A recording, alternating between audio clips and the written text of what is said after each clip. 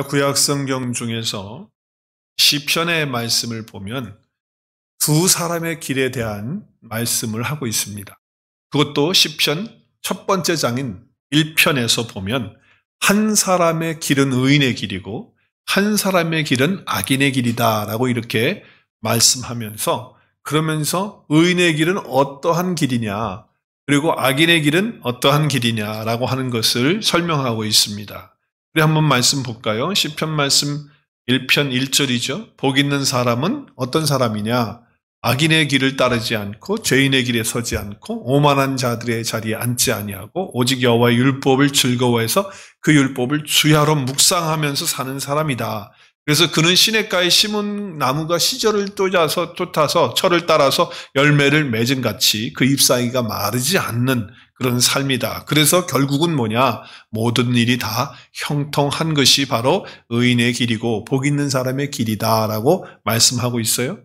그리고 또 반면에 복 있지 않은, 의롭지 못한 악인의 길, 저주받은 사람들의 길은 어떤 길이냐 라고 하는 것이 4절에서 연결을 해서 하죠. 악인들은 그렇지 않다. 오직 바람에 나는 겨와 같다. 악인들은 심판을 견디지 못한다. 죄인들의 의인의 회중 들지 못한다. 의인의 회중에 못 간단 말이죠. 그리고 의인의 길은 여호와께서 인정하시지만, 앞에서 얘기한 의인의 길은 하나님이 인정하시는 길이지만 악인의 길은 망하는 것이다 라고 하는 것을 말씀하고 있어요. 자, 이 두 가지의 길을 지금 쭉 얘기하면서 시편 저자 1편에서 말하기를, 결론은 뭐냐? 다 같은 일을 하는데 한 길로 가는 사람은 형통한 길을 가는 것이고, 또 다른 길을 가는 사람은 저주의 길을 가면서 결국은 악한 길이 되기 때문에 다 망하는 것이다 라고 하는 거예요. 그러니까 모든 것이 다 형통한 삶은 어디로 갈 때? 의인의 길로 갈 때, 복 있는 자의 길로 갈 때 그렇게 되고, 그리고 망하는 길은 어디로 가는 거예요? 악한 자의 길, 저주받는 길로 가는 것, 그것이 바로 망하는 길이다라고 말씀하는 것입니다. 하나님께서 이스라엘 백성을 택하시고 이스라엘 백성들에게 율법을 주셨어요. 율법을 주시면서 두 길에 대한 말씀을 하세요. 우리가 오늘 설교 제목이 두 갈래의 인생인데, 오늘 하나님께서 모세를 통해서 율법을 주실 때도 그 율법 안에는 두 개의 길이 있다는 거예요. 두 인생의 길이 있다라고 하는 것을 말씀하셨죠. 근데 그것이 특별히 신명기에서, 오늘 우리가 읽은 본문에서 아주 클리어하게, 정확하게 말씀을 하시고 있습니다. 자, 우리 본문 말씀으로 돌아가서 보면 오늘 26절이죠. 내가 복과 저주를 너희 앞에 둔다. 그러니까 두 개의 길을 둔다는 거예요. 복된 길과 저주의 길을 앞에 둔다. 너희 앞에 둔다. 자, 그랬을 때 너희가 내가 명하는 명령을, 그 말씀을 다 잘 듣고 그리고 행하게 되면 뭐가 된다? 복이 있는 자의 길이 된다. 아까 시편 1편의 복 있는 자 마찬가지예요. 그죠? 그 길로 간다는 거예요. 그런데 너희가 내 말을 듣고도 그 말을 행하지 않는다면, 듣지도 않고 또 행하지도 않는다고, 그리고 또 본래 지금 가나안 땅에 섬기던 그 우상들의 신들을, 잘못된 신들을, 바알의 신들을 섬기게 되면 저주를 받는다. 그것이 바로 어떤 길로 가는 거예요? 저주의 길로 갔기 때문에 그렇다라고 말씀을 하고 있는 것입니다. 그래서 오늘 본문에서 이 두 갈래의 인생의 길을 설명하면서 이야기를 하고 있어요. 어떤 길입니까? 축복의 길과 저주의 길이다라고 하는 것이에요.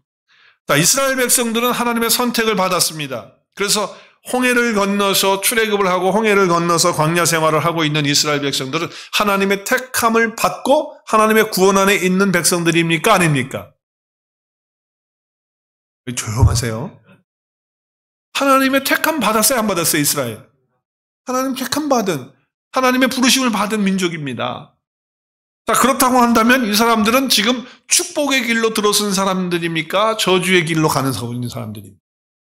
축복의 길로 가는 사람들이에요. 아니, 그런데 왜 하나님께서 갑자기 이 복과 저주를 너희 앞에 놓으니까 너희들은 내 말을 잘 들어가지고 이 복의 길로 가라고 하는 그런 말씀을 왜 주시는 것일까요? 그것은 이제 가나안 땅에 들어가게 되면 영적으로 그들이 순교를 잃어버릴 수 있고, 또 하나님과의 관계가 끊어질 수 있고, 그리고 또 더 나아가서는 우상들을 섬길 수 있는 그런 요지들이 있기 때문에 그런 문제들이 일어날 수 있기 때문에, 그렇기 때문에 필요한 지침으로 말씀을 주시는 거예요. 어떻게 보면 경계하는 거예요. 워닝하는 거예요. 워닝. 이렇게 하면 너 이렇게 된다라고 하는 어떤 워닝을, 내가 너희를 택하고 내가 불렀는데 너희들 이렇게 살면 저주의 길을 가는 것처럼 살게 되면 안 된다고 하는 것을 지금 강력하게 하나님께서 말씀하시는 거예요. 자, 그래서 이것을 잊어버리지 않도록 하기 위해서 하나님께서는 뭘 하시냐면 퍼포먼스를 하시는 거예요. 퍼포먼스는 공연하는 거예요. 공연, 연극을 하는 거예요. 우리가 어떤 것을 잊어버리지 않으려면 실제로 우리가 연극 같은 걸 한다든지 아니면 공연을 한다든지 내가 거기에 참여를 하게 되면 그러면 잘 잊어버리지 않거든요. 그래서 이스라엘 백성들에게 지금 그것을 잊어버리지 않고 잘 마음에 간직하라고 이렇게 퍼포먼스까지 하나님이 행하게 하시는 거예요. 그 퍼포먼스가 뭡니까? 그게 바로 그리심산과 에벨산의 이야기입니다. 자, 이제 가나안 땅에 들어가면 정 가운데에 가장 중심지가 세겜이에요. 세겜. 근데 그 세겜인데 그 세겜 땅에 들어가면 세겜을 마주보고 있는 두 개의 산이 있다는 거예요. 하나는 그리심산이고 하나는 에벨산이다. 자, 그런데 하나님께서 무슨 지금 퍼포먼스를 하라고 하냐면 지금 실제로 하는 건 아니에요. 너희들이 가나안 땅에 들어가거든 그 공연을 하라는 거예요. 자, 그러면서 말씀을 주시는데, 자, 어떤 말씀입니까? 좀 더 구체적으로 말씀을 보면 27장에 가봐야 돼요. 이 말씀을 두 번을 반복해서 하시는데, 지금 이제 너희들 가나안 땅에 들어가면 이렇게 하라고 말씀을 하시면서, 이제 퍼포먼스는 27장에 가면 나와요. 27장 가서 보면, 29절에 보면 이렇게 말씀하죠. 내 하나님 여호와께서 내가 가서 차지할 땅으로 너를 인도하여 들이실 때, 하나님은 약속을 지키시기 때문에 반드시 그 약속의 땅에 들어가게 됩니다. 자, 들어가면 너는 이스라엘 백성들은 어떻게 하라고요? 그리심산에서 뭘 선포해요? 축복을 선포하고, 그리고 그리심산에서는 그렇게 하고, 에벨산에서는 뭐예요? 저주를 선포하라. 자, 이 두 산에 가가지고서는 축복을 선포하는 그 이야기는 그리심산에서 하는 거고, 저주받는 이야기는 에벨산에서 하는 거예요. 자, 근데 할 때 어떻게 연극을 하라고, 공연을 하라고 그러냐면 너무 재밌어요. 자, 정신 똑바로 차리고 다니고 이따가 손들어 그러는 거 할 건데, 여러분 손들어 할 때 잘 들으셔야 돼. 잘못 들으면 큰일 나니까 정신 차리고 졸지 말고 들으셔야 돼.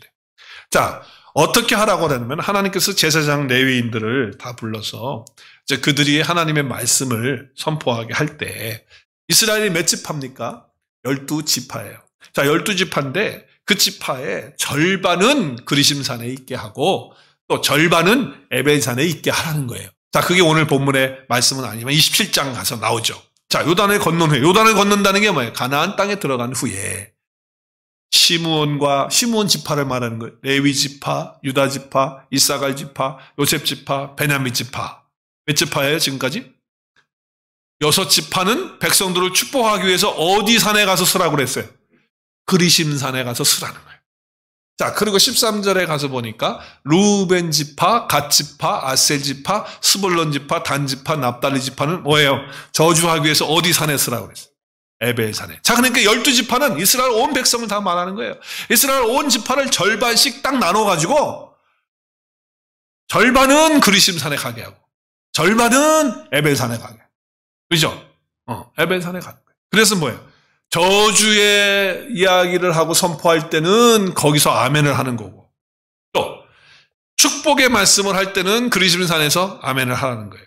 그래서 말씀에 보면 이제 그 끝부분에 가서 보면 이렇게 얘기하죠. 이 율법의 말씀을 실행하지 아니하는 자는 저주를 받을 것이다. 이렇게 선포하면 모든 백성들이 다 어디에 서 있는 모든 백성들입니까? 여기 저주니까. 에벨산에 있는 사람들이 다 뭐라 그래?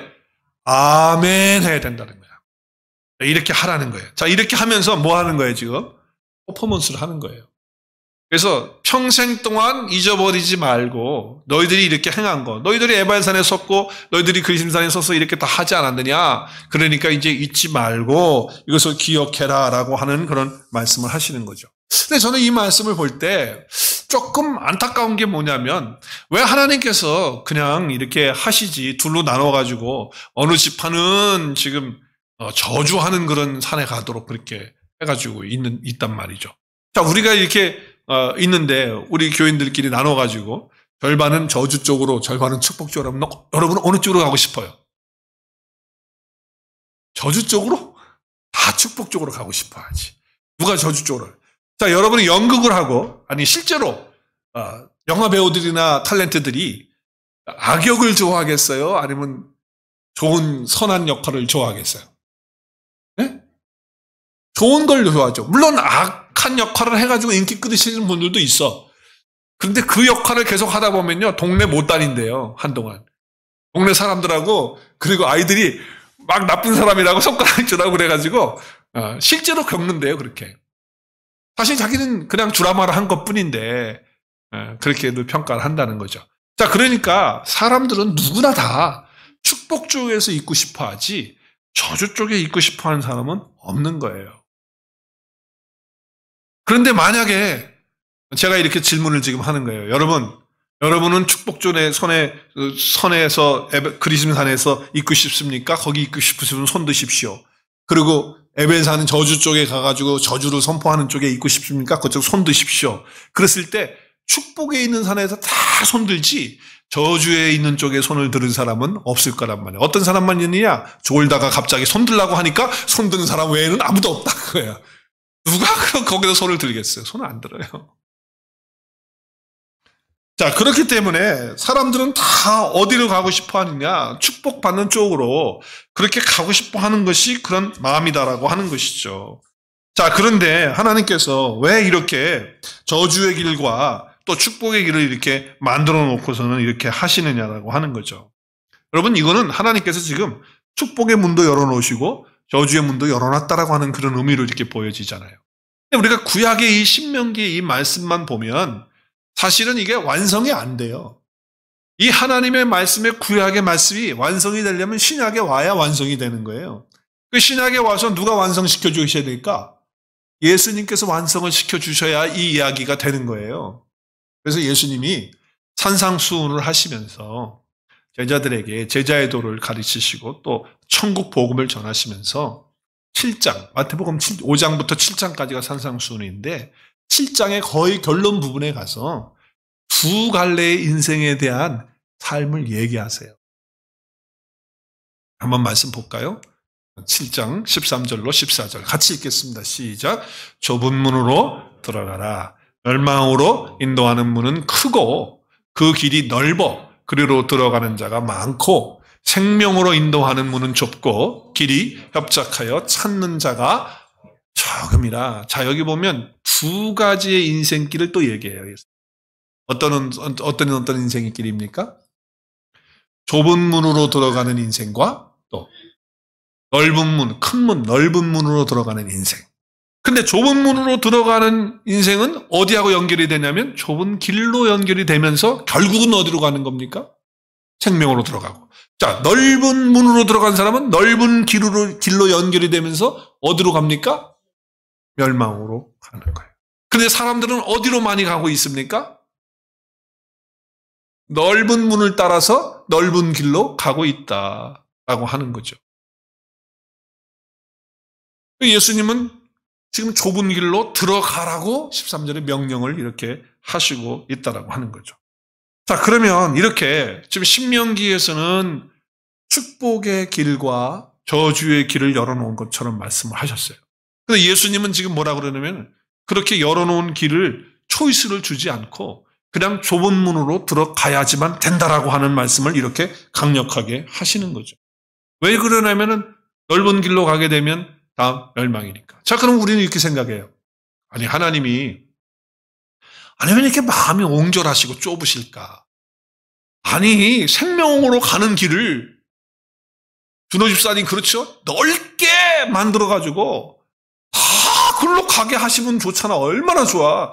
근데 왜 생명의 길로 가는 길은 좁게 만들어가지고 하나님은 이렇게 마음이 좁으실까? 좀 통을 크게 잡수셔야지 이게 어떻게 된 거냐 말이지. 그래서 아니, 생명으로 가는 걸 왜 이렇게 좁게 해가지고 거기 사람 못 들어가게 하고 넓은 길을 이렇게 다 멸망의 길로 이렇게 가게 하나님은 하셨느냐라고 이렇게 여러분이 생각하실지 모르겠어요. 그러면서 하나님에 대해서 혹시 의심하는 분들이 계실까봐 제가 말씀드립니다.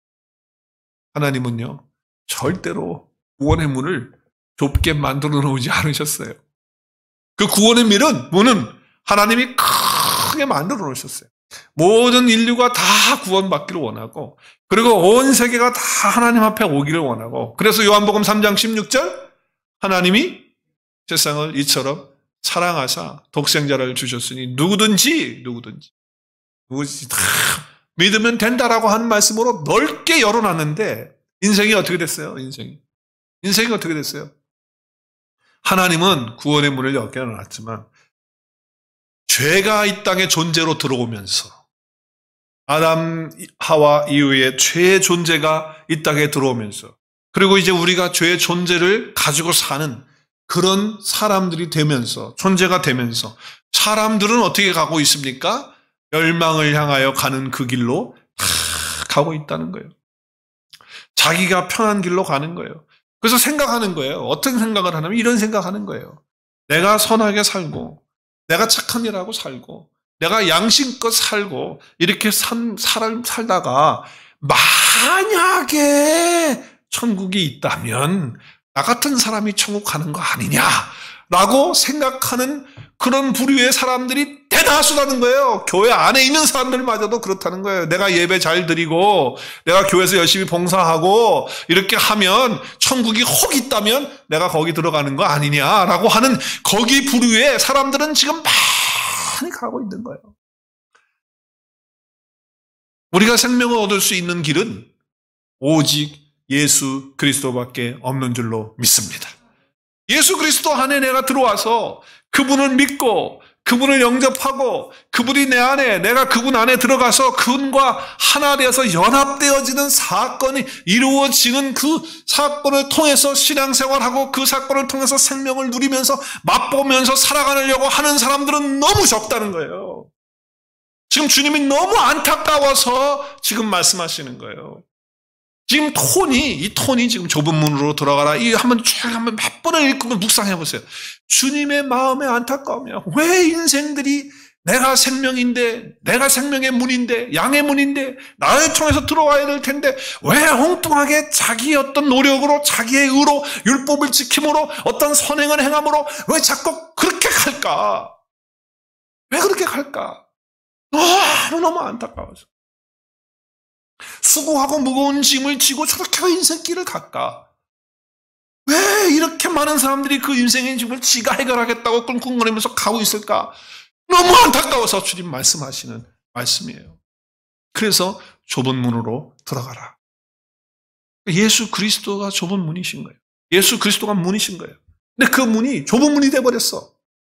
예수 그리스도만이 우리에게 생명 주시고 구원 주신다고 하는 이런 말씀을 받지 않는 거야. 그리고 마음속에 그러는 거야. 아니, 넓은 길을 이렇게 구원의 길을 3차선, 4차선, 5차선, 아니 더 넓게 큰 프리웨이처럼 대로를 만들어가지고서 열어놓으시는 그런 하나님이면 내가 좀 좋겠는데 말이지. 왜 그렇게 하셨느냐 말이지. 이렇게 마음에 불평이나 하고 앉아있고.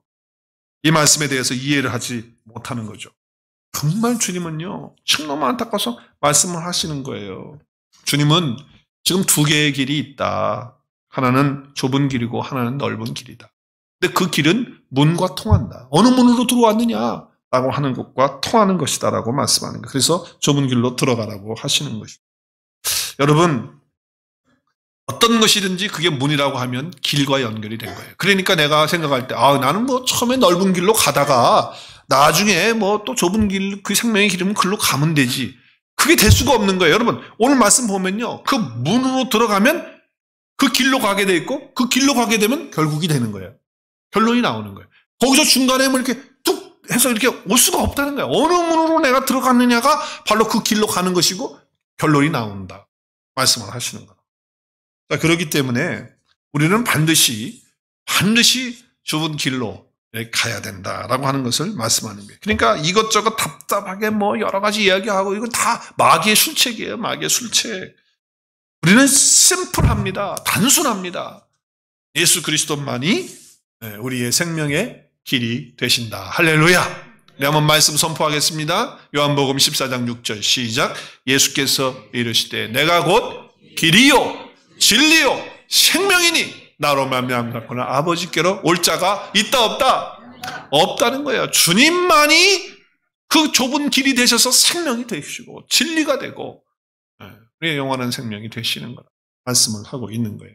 그러므로 예수님 믿고 우리가 말씀과 성령으로 거듭나서 예수님과 연합되는 사건을 통해서 내 안에 주님 계시면 생명의 길로 가는 거예요. 근데 오늘날 그런 생명의 길로 안 간다니까. 나 예수 믿어요 그러는데 그 길이 아니야. 그 길이. 그 문이 아니야. 그래서 어떻게 생각해요? 제가 말씀드리죠. 나의 노력으로, 나의 선행으로, 나의 의로, 것으로 그렇게 여긴다는 거예요. 생명의 길, 축복의 길, 그 길로 갈 수가 없어요. 그게 아니에요. 예수 그리스도의 복음 믿고 그리스도와 연합되어서 살아가는 거기에 대한 관심이 없고 다른 쪽에 관심이 있어서 사람들은 다 다른 쪽으로 예수님과 내가 연합되어져서 살아가서 생명을 길로 가는 거에는 관심이 없고 다른 데에 관심이 있다. 다른 데. 전부 초점이 자기에게 맞춰져 있는 그런 상황이죠. 자, 오늘 본문 말씀에 11장과 오늘 27장 두 번에 걸쳐서 가나안 땅에 들어가거든 너희들이 에발산에서 절반은 저주를 선포할 때 아멘하고 절반은 그리심산에서 축복을 선포할 때 아멘하라 라고 하는 말씀을 했어요. 그렇죠? 자, 그런데 이것을 했을까 안 했을까?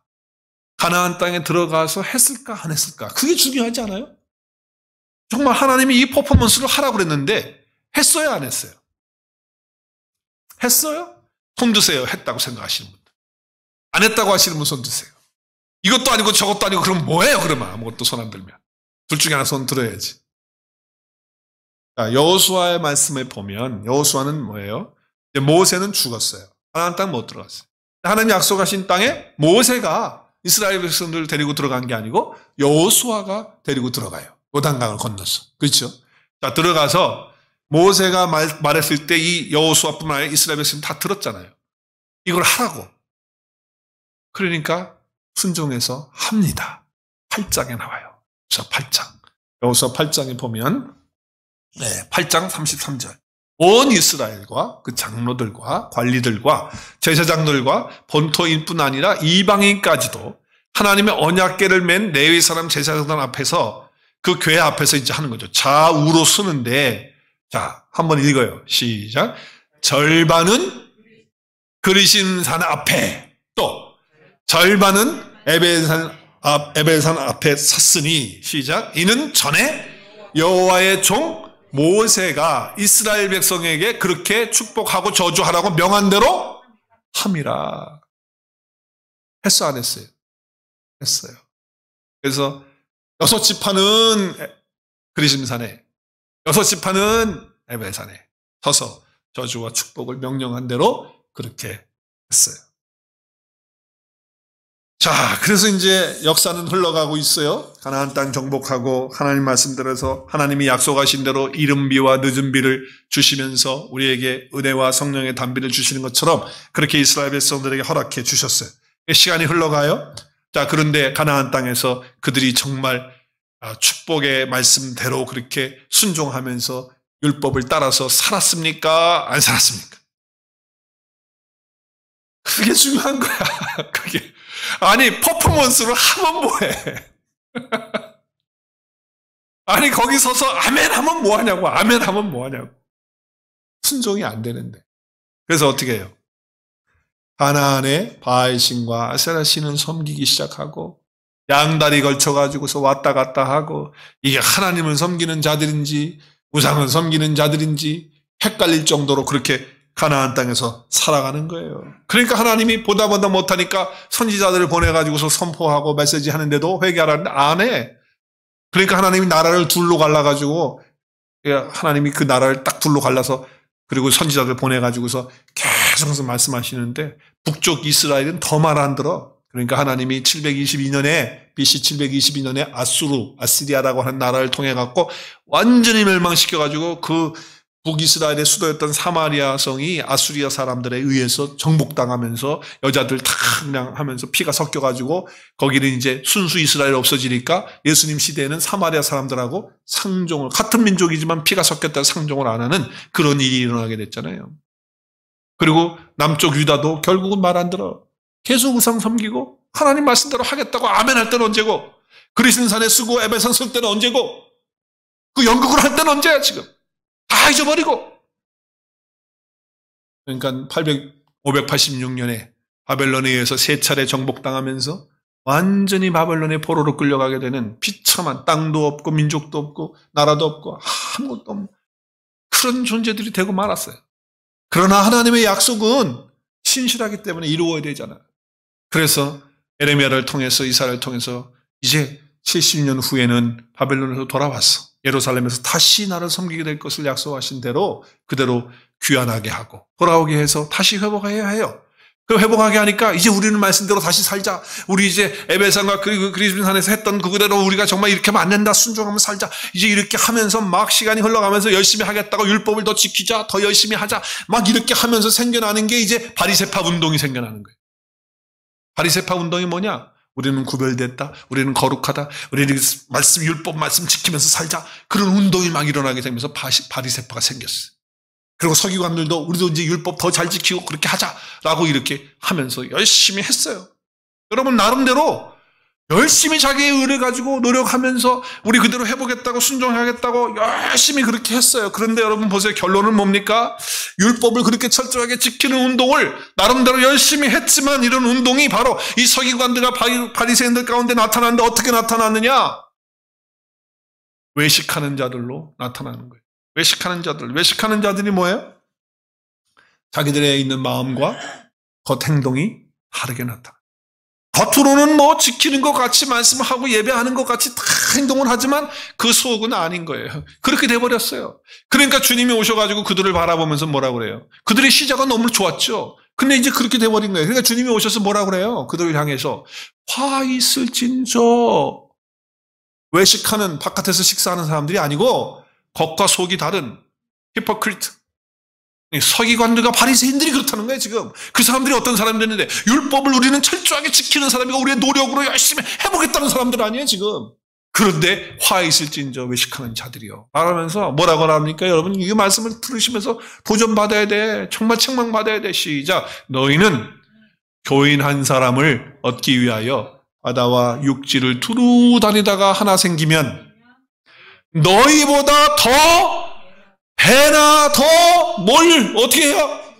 지옥 자식이 되게 하는 거예요. 그럼 자기만 저주를 받는 그런 자리에 가는 게 아니고 그 길로 가는 게 아니고 이제 한 사람 얻어가지고서 그 사람까지도 저주의 길로 가게 만들고 있다라고 하는 것을 주님 말씀하셨어요. 여러분 인간 스스로의 어떤 노력, 인간의 율법을 지켜서 그 길로 축복의 길로 가겠다고 하는 것, 이것이 된다는 겁니까? 된다는 거예요? 안 된다는 거예요, 지금. 안 된다고 말씀하는 거예요. 한번 따라하겠습니다. 어떤 인간도 스스로의 능력으로는, 스스로의 선을 행함으로는 축복의 길로 갈 수가 없습니다. 이것이 율법을 통해서 증거해주고 있는 거예요. 율법을 통해서 증거해주고. 안 된다는 거예요. 그래서 하나님은 뭐예요? 복과 저주를 너희 앞에 둔다라고 말씀했어요. 그래서 너희들이 순종하라고 이렇게 얘기했어요. 근데 그 순종이 안 되는 거예요. 그거를 지금 율법을 통해서 가르쳐 주는 거예요. 깨닫게 해주는 거예요. 안 된다는 거예요. 안 된다는 거예요. 자, 그럼에도 불구하고 지금까지 많은 인생들은, 지금도 더 많은 사람들은 아니야, 나의 노력으로 모든 거 할 수 있어 라고 하는 걸로 가는 거예요. 그래서 넓은 길로 지금 가는 거예요. 계속 그렇게 넓은 문으로 가는 거예요. 스스로 선을 정해놓고 스스로 악을 정해놓고 나름대로 나는 양심껏 살고 선을 행하면서 살고 나는 정말 복받을 짓을 하면서 살고 있고 뭐 이렇게 얘기하는 거예요. 그러면서 마음속에 그런 생각을 가지고 하는 거예요. 그리고 여기에 또 우리 한국 옛날 과거의 부흥사님들이 한몫했어. 어떻게 한몫했어요? 복받을 짓을 해야 복을 받는다고. 그래서 복받을 짓들 좀 하라고. 그래서 자꾸 행위를 강조했어. 뭘 좀 하라고. 뭐 11조도 하고 교회 봉사도 하고 뭘 하고 그래야 복을 주지 않냐. 그래서 이 부흥사님들이 또 한몫한 거예요. 한국교회. 여러분 아무리 인간의 노력으로 뭐 복받을 짓을 해도 안 된다는 것이 율법이 증거하고 있다는 것을 말씀하는 거예요. 오히려 더 지옥 자식이 되게 만드는 것이 된다라고 하는 거예요. 자, 그래서 여러분 놀라운 건 뭐냐면 오늘 지금 그리심산은 뭘 위해서 그리심산에 사람들이 세우는 거예요? 뭘 하라고? 축복하라고. 그리고 에벨산에는 뭘 하라고 거기 사람들 세웠어요? 저주하라고. 근데 여러분, 하나님께서 참 놀라운 것은요, 이 축복을 행하는 그리심산에는 제단을 안 쌓아. 그런데 저주를 선포하라고 하는 에벨산에는 하나님의 단을 걸어가는 거예요. 여기에 엄청난 하나님의 비밀의 말씀이 있는 거예요. 왜 하나님께서는 저주를 말하는 에벨산에다가 단을 쌓도록 했을까요? 우리 생각에는 축복의 산에다가 하나님 예배드리는 단을 쌓아야지, 아니 왜 저주를 받는 에벨산에다가 단을 쌓게 했을까? 우리 생각이 좀 안 맞지 않아요? 저도 처음에는 안 맞더라고. 아니 왜 하나님의 제단을 예배드리고 찬양하고 제사 드리는 데는 하나님의 축복이 있는 데다가 해야지, 아니 왜 저주 있는 데다가 하냔 말이에요. 그리심산에는 단 쌓으라는 얘기 없어요. 에벨산에다가 단을 쌓으라는 거예요. 에벨산에다가. 자, 한번 말씀 보겠어요. 자, 에벨산에다가 단을 쌓으라고 말씀을 하시는데, 오늘 말씀 몇 절입니까? 말씀에 보면 에벨산에다가 단을 쌓는 것을 말씀을 해요. 그러면서 주님께서 말씀하시기를, 자, 여러분 구약의 제단이라고 하는 것이 뭐예요? 구약의 제단이라고 하는 것이 백성들의 죄를 정결한 짐승의 피를 가지고, 그 정결한 짐승을 잡아서 죽여서, 그래서 그 피를 흘림으로 그 생명의 값으로 그 사람의 죄가 사함받는 그런 하나님의 방법을 제단을 통해서 했어요. 자, 그렇기 때문에 지금 저주를 선포하고 있는 이 에벨산에다가 단을 쌓으라고 하는 것, 하나님의 제단을 쌓아서 거기에서 하라는 건 뭡니까? 하나님께서 그 에벨산에다가 뭐예요? 그 저주를 하나님이 어떻게 하시겠다는 거예요? 그 제단을 통해서 해결하시겠다는 거예요.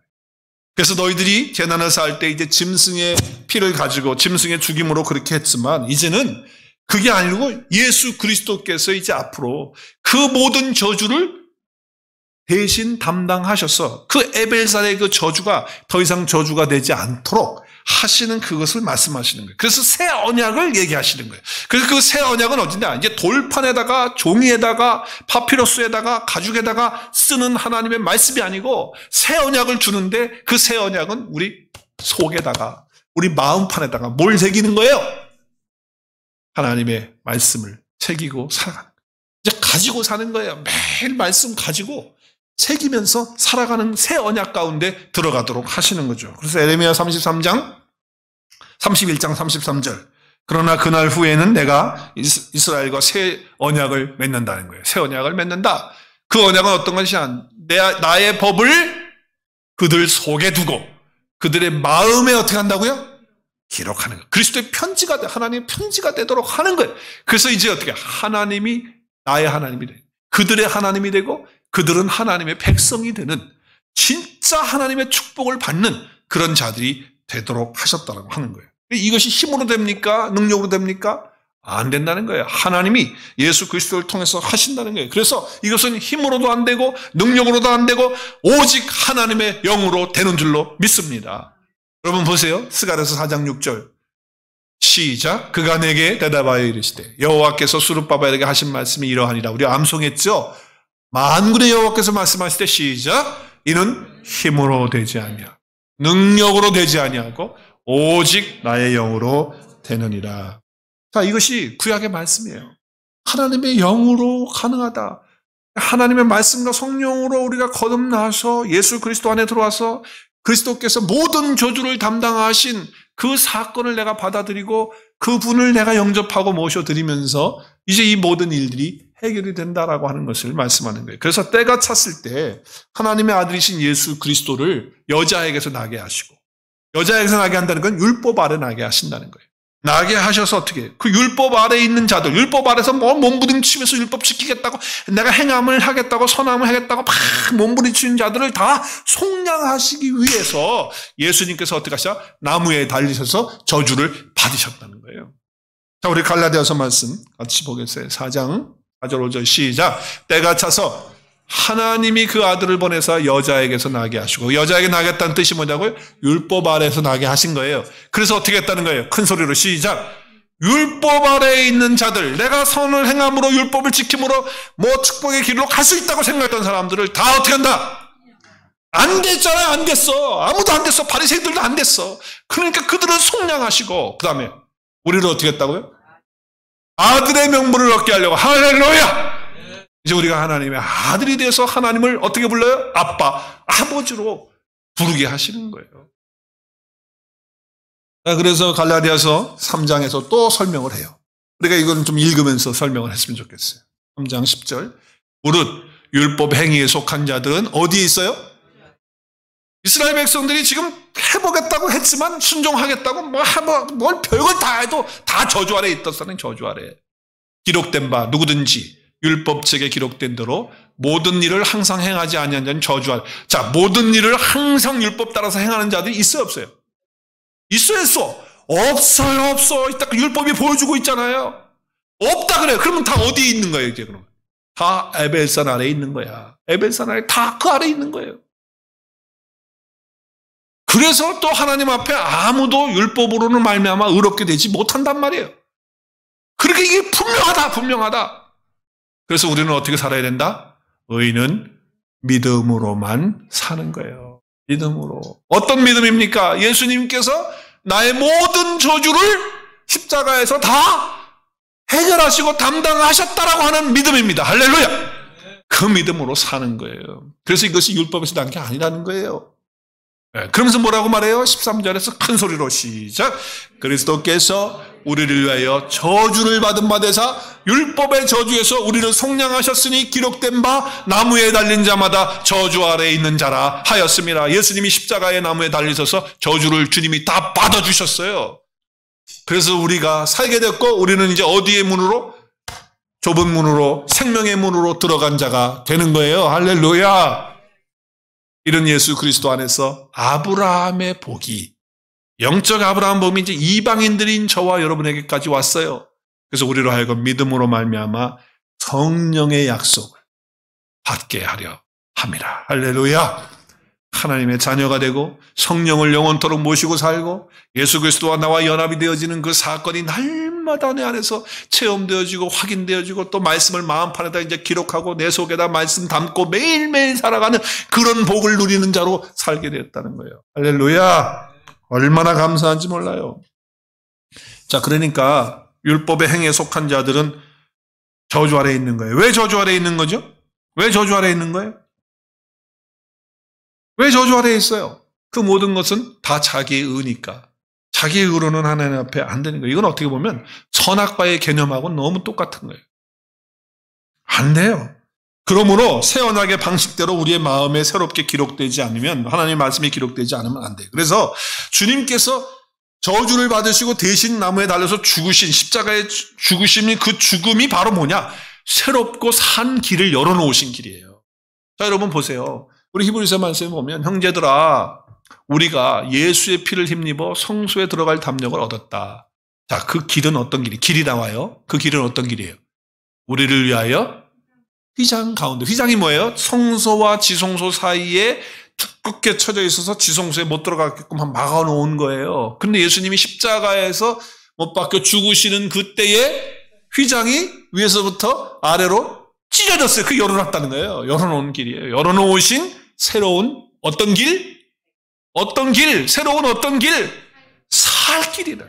그게 살 길, 그게 생명의 길이라는 거예요.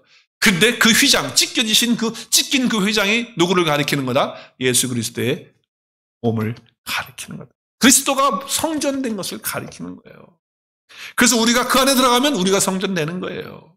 그리고 그 지성소 안에서 주님과 교통하고 먹고 마시고 정말 그 말씀 안에서의 날마다 성만찬을 통해서 말씀을 가지고 교제하고 먹고 마시는 잔치가 우리 가운데서 일어나고, 그리고 그 잔치를 가지고 다른 사람들에게 그 잔치상을 또 베풀어 주는 역사를 행하는 거예요. 왜? 우리는 새로운 산길로 주님 안에 들어있는 자들이니까. 자, 그래서 예수님의 십자가의 죽으심이 이와 같이 놀라운 거예요. 사망과 죄의 이 권세를, 이 죄의 존재와 사망의 이 존재를 이제는 싹 없애주신 거 아니에요. 우리 안에는 생명만이 있는 그런 거예요. 그래서 새롭고 산 길로 들어간 자들이 됐다는 거예요. 그러니까 세상이 다르게 보여요, 이런 사람들은. 세상이 다르게 보여요. 이제는 세상을 볼 때 다 죽음으로 보이는 거예요. 저주로 보이는 거예요. 그러니까 그리스도 예수 안에 없는 사람들 보면 너무 마음이 안타까워. 막 마음이 찢어질 정도로 아파야지 이게 정상인 거예요. 그러니까 전도하지 않고는 못 배기고 선교하지 않고는 못 견디는 마음이 되는 거예요. 이건 내가 하는 게 아니고 내 안에 계신 예수님께서 성령을 통해서 주시는 거예요. 그러면 우리의 눈이 이제 열려가지고 눈이 열려서 보이는 거예요. 내가 죽었고 이제 내 자신의 노력으로는 안 되고 믿음의 주요 온전케 해주시는 예수 그리스도만을 바라보기 때문에 그렇게 되는 거예요. 자, 그래서 이제 여러분 우리가 이제 영원한 나라, 하나님의 나라에 속한 사람으로서 이제 넓은 길이 아닌 좁은 길로 들어선 사람이라고 한다면 여러분 정말 이제 어떻게 살아야 됩니까? 우리가 그리스도 예수 안에 들어왔다고 하면 이제 우리 마음속에 늘 한 가지 생각할 것이 있어요. 주님을 위해서 이제 어떻게 살 것이냐. 정말 하나님의 나라를 위해서 또 그 나라 확장을 위해서 내가 잃어버려진 사람들을 위해서 내가 어떻게 살아야 되는가 하는 것들을 늘 염두하고 살아야 되는 거야. 왜? 이제 그걸 가지고 사는 사람들. 내가 그걸 본 사람들이고 내가 새로운 산 길로 들어선 사람이기 때문에 그 길로 가는 사람이기 때문에 이제 그렇게 살아야 되는 거예요. 그렇게 살기 위해서는 여러분 이제 그때부터는 우리에게 필요한 게 뭐냐면 선택이 필요하고 여러분 그때부터는 선택을 해야 돼요. 내가 정말 하나님을 위해서 영원한 나라를 위해서 사는 그 길을 위해서는 내가 선택을 해야 돼요. 여러분 선택한다라고 하는 것은 무슨 얘기냐면 하나를 포기한다는 거예요. 자, 여러분 보세요. 어떤 여자분이 멋있는 남자 둘을 사귀고 있어. 양다리 걸쳐가지고 누구하고 결혼을 해야 될지 재고 있는 거야. 근데 결혼을 하긴 해야 돼. A라는 사람을 할까 B라는 사람을 할까 막 갈등을 하다가 A, B라는 사람하고 해야 되겠다. 이렇게 선택을 하면 A는 포기를 한다는 뜻이에요. 맞습니까? 제 얘기가? 네, A를 포기한다는 것이 바로 B를 선택한다는 뜻이에요. 우리가 이제는 생명의 새로운 산 길로 들어서서 그 길을 가는 사람들이라면 순간순간마다 우리는 하나님이 원하시는 그 생명의 길을 가기 위해서 선택을 해야 된다는 거예요. 그러면 포기해야 될 것이 있어요. 포기해야 되고. 그래서 좀 더 우리가 구체적으로 내 삶 속에 한번 적용을 하면서 말씀을 나눴으면 좋겠어요. 간단하게 하겠어요. 간단하게. 적용이에요, 적용. 여러분이 이제 다 생명길로 갔으니까. 이제 여러분 다 축복의 그리심산에 있는 사람들이니까 이제 한번 보십시다. 우리 십자가의 모든 저주를 십자가에서 다 지신 예수님 때문에 우리 저주가 끝이 난 사람들이니까 이제 그 길로 가는 사람들 아니에요? 그렇다고 한다면 어떤 선택을 하면 살아야 되니? 제가 늘 드리는 말씀이에요. 그건 세 가지를 잊지 않아요. 여러분 꼭 기억하세요. 첫째, 이것이 영에 속한 것이냐 아니면 육에 속한 것이냐. 여러분 영에 속한 것을 선택하고 붙잡으셔야 돼요. 그러면 뭘 포기해야 돼? 속한 걸 포기해야 돼. 이 세상에 보여지고 누려지고 만져지고 자꾸 거기에 있는 것들에 연연하지 말고 그걸 포기해야 영원한 하나님의 나라 영에 속한 것들을 내가 택할 수가 있어요. 우리는 새롭고 산 길로 가는 사람들이라면 살아야 되는 거 아니에요? 주님이 원하시는 길로 가야 돼. 두 번째는 자기냐 하나님이냐. 여러분 가만히 보세요. 신앙생활을 하다 보면 나도 목사가 돼가지고 어떨 때는 말이죠. 어서 새벽에 기도하다 보면 내가 섬뜩섬뜩한 거야. 목사가 돼가지고 내가 생명의 길을 가고 새로운 산 길로 주님과 함께 걸어가고 있는 이런 속인데 가만히 보니까 내가 그거 한 거 내가 그렇게 말하고 그렇게 행동하고 한 게 말로는 하나님이 영광 그런데 내 속에서는 나를 인정받고 나를 인정해주고 그게 내 속에 있는 거야. 그것 때문에 그렇게 얘기했던 거야. 궁극적으로 얼마나 회개했는지 몰라요. 우리는 순간순간마다 그래요. 여러분 교회 와서 봉사하고 교회에서 섬기고 하는데 하나님 영광 위해서 내가 섬기는 거죠. 찬양 하나님께 영광 드리고 사는 거죠. 그런데 뒤돌아보면 다 자기야 자기. 내가 영광 받는 거, 나 잘했다고 칭찬해 주는 거, 나에게 어떤 거 그거 없으면 섭섭하고 시험 들고.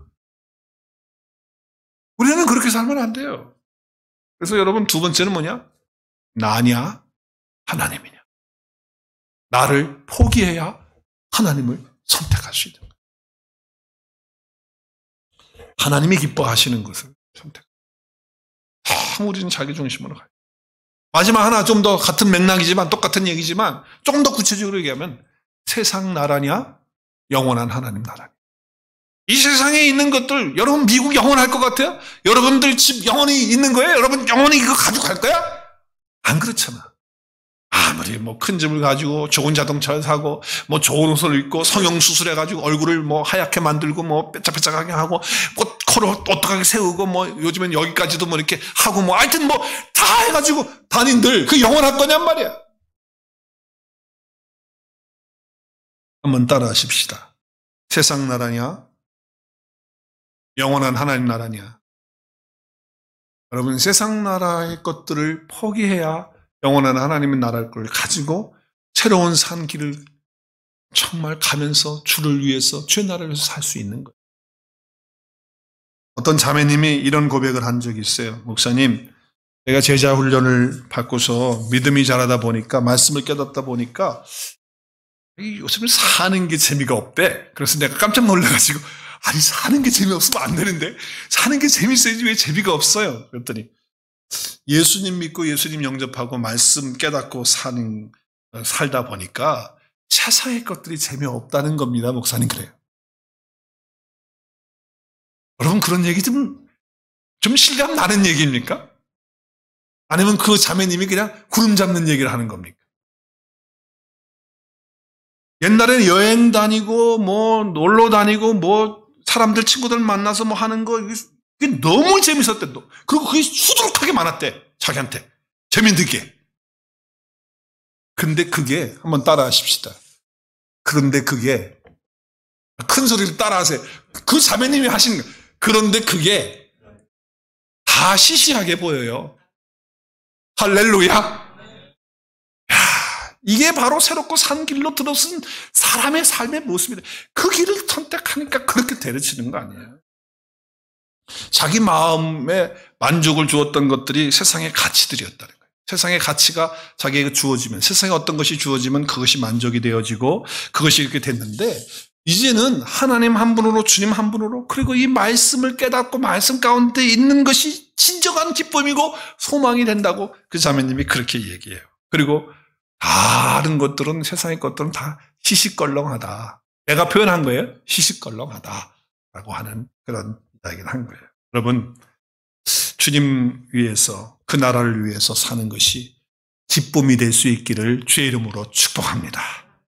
그것이 정말 재미있는 것이 될 수 있기를 주의 이름으로 축복합니다. 여러분 축복의 그리신산에 우리는 다 있습니다. 저주를 그리스도께서 다 받으셨습니다. 이제는 우리가 거기에 머물러 있는 자만이 아니라 이제 그 생명의 축복의 길로 가면서 다른 사람들에게 그 생명의 길로 인도하며 그 생명을 줄 수 있는 그래서 정말 삶의 기쁨과 보람을 느끼면서 축복의 길에서 하늘의 영광, 하늘의 기쁨, 하늘의 평강을 마음껏 누리면서 또 마음껏 나눠주면서 사시는 축복의 길의 인생의 길로 사시는 저와 여러분 모두가 될 수 있기를 우리 주 예수님의 이름으로 축원합니다.